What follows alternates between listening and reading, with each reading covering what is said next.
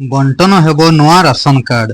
योग्य हिताधिकारी को मिलिबो नुआ राशन कार्ड। तेबे कौन रही संपूर्ण अपडेट टी चलंतु देखिबा।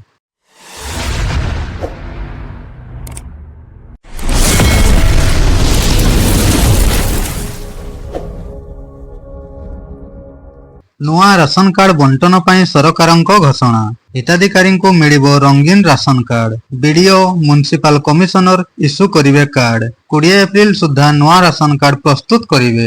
ब्लॉक और यूएलबी अधिकारी हिताधिकारी को राशन कार्ड बांटिवे।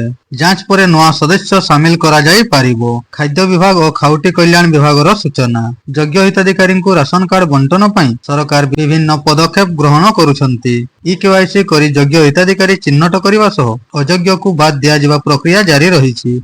तेबे एहारी भितरे नुआ राशन कार्ड बंटन योग्य हिताधिकारी खुशी खबर आनी देइछि।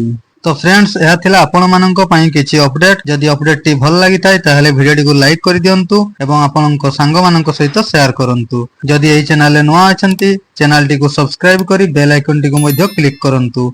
धन्यवाद।